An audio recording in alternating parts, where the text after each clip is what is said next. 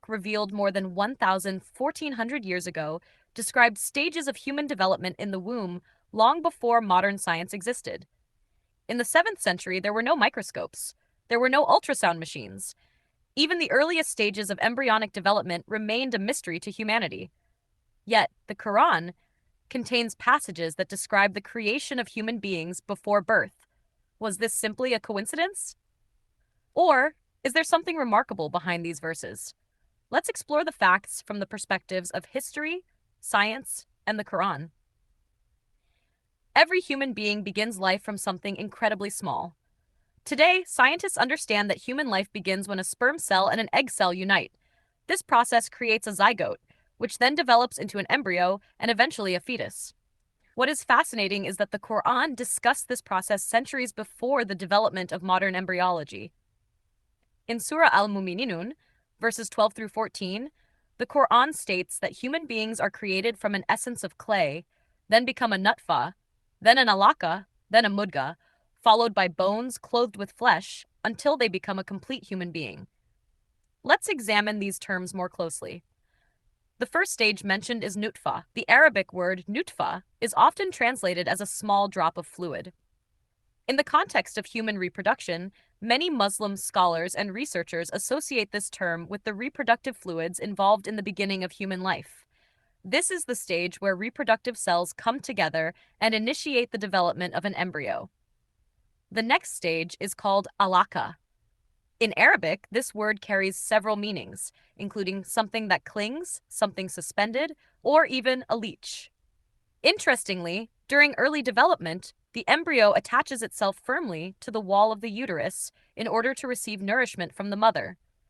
Some researchers have also noted that the appearance of the embryo at certain stages bears a visual resemblance to a leech. This is one reason why these verses continue to attract attention in discussions about science and religion. The following stage is known as mudghah. This word means a chewed-like substance or a chewed morsel. When scientists observe an embryo several weeks into development, they can see structures that will later form segments of the body. At this stage, the embryo can appear similar to something that has been lightly chewed, with indentations resembling bite marks. Many readers find this description striking because of its similarity to the appearance of the developing embryo. Today, embryology is one of the most advanced fields of science. Using powerful microscopes and sophisticated imaging technologies, scientists can observe human development from its earliest moments.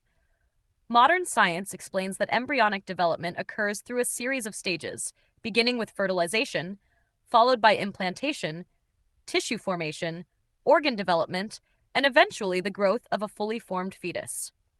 Although the terminology used in the Quran differs from modern scientific language, many Muslims see a remarkable correspondence between the sequence described in the Quran and the developmental stages recognized by contemporary embryology. At the same time, it is important to remember that the Quran is not a textbook of embryology. Its primary purpose is to provide spiritual guidance, not to replace scientific research or medical education.